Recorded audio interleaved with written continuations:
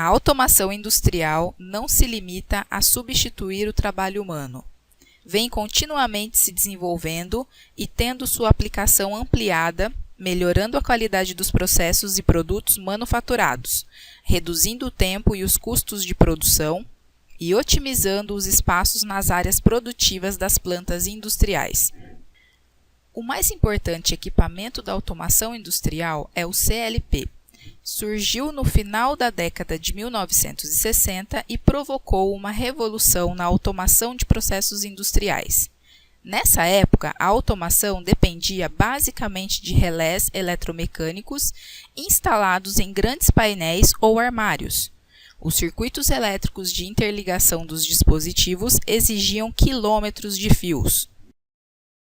A automação através de relés e contatores, utilizando a lógica de contatos, apresentava grandes desvantagens. Inflexibilidade. Mudanças nos processos produtivos requeriam alterações de toda a lógica de contatos e intertravamento. Essas alterações provocavam o sucateamento de grandes painéis e a montagem de novos, interrompendo a produção por grandes períodos. Custo operacional elevado.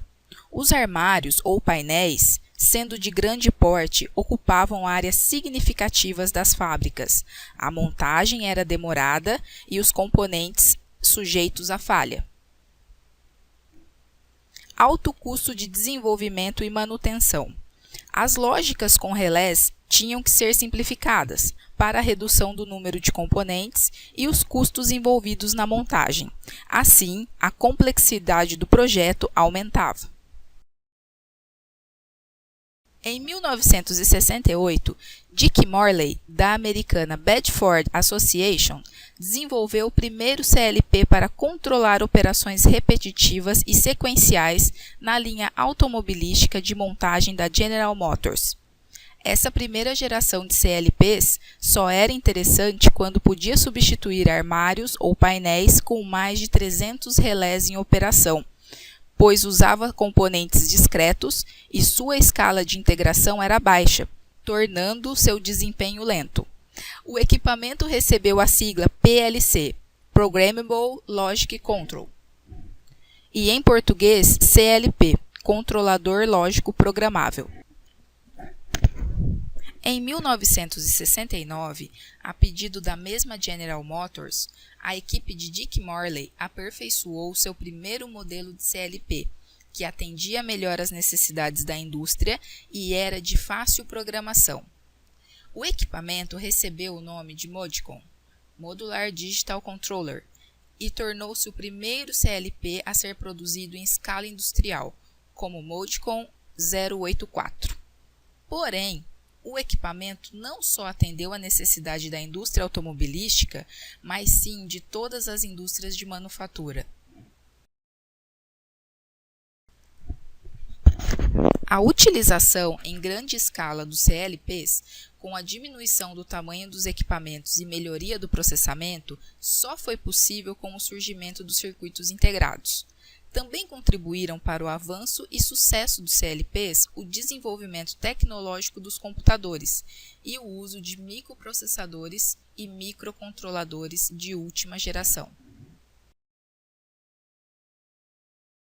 A cada dia surgem novas aplicações industriais para os CLPs, resultando em maior economia, superando o custo dos equipamentos, maior produtividade, otimização dos espaços nas fábricas, melhoria da qualidade do produto final, alto tempo médio entre falhas, baixo tempo de máquina parada, maior segurança para os operadores, menor consumo de energia, redução de refugos, sobras, maior confiabilidade, fácil manutenção, projeto de sistema menos demorado, maior número de aplicações, flexibilidade e interface com os CLPs através de rede de comunicação.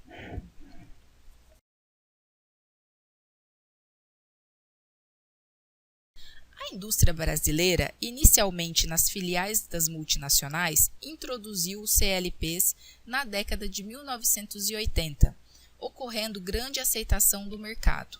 Já em 1994, havia mais de 50 fabricantes de CLPs. Vamos agora acompanhar a evolução tecnológica desse revolucionário equipamento. Em 1960, houve o surgimento do CLP em substituição aos painéis de controle com relés eletromecânicos, economia de energia, facilidade de manutenção, redução de espaço e diminuição de custos. Em 1970, o CLP adquiriu instruções de temporização, operações aritméticas, movimentação de dados, operações matriciais, terminais de programação, controle analógico PID.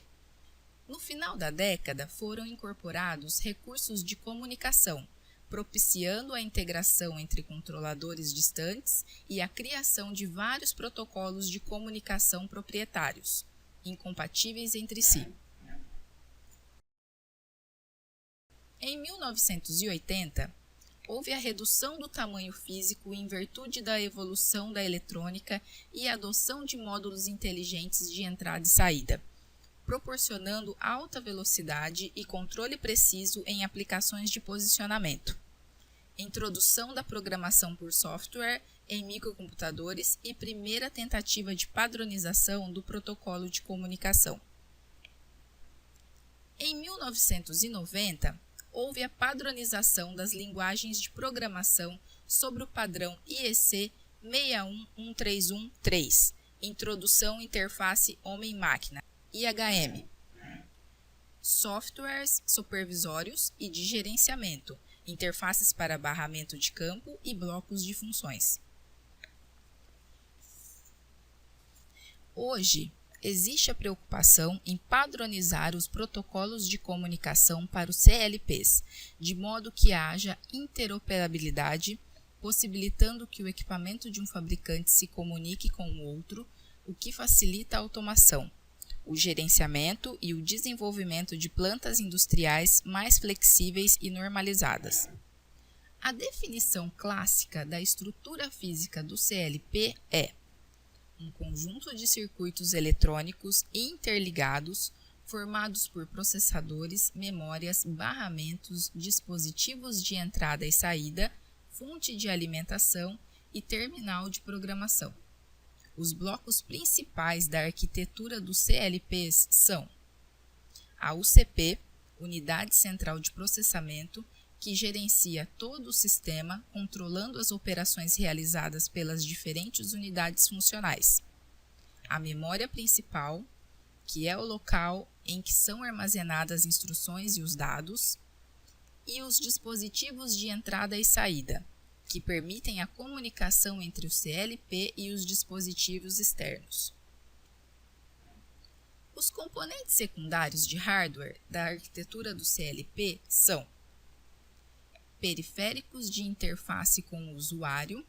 Você irá conhecer e estudar este recurso em uma outra agenda totalmente dedicada ao assunto. E o terminal de programação, é onde o usuário interage com o CLP. A forma mais comum dessa interação é feita através de teclado e monitor. Nesta agenda, você acompanhou a evolução da automação industrial e iniciou-se no estudo do CLP, principal responsável por essa verdadeira revolução dos processos produtivos das modernas fábricas. Até a próxima!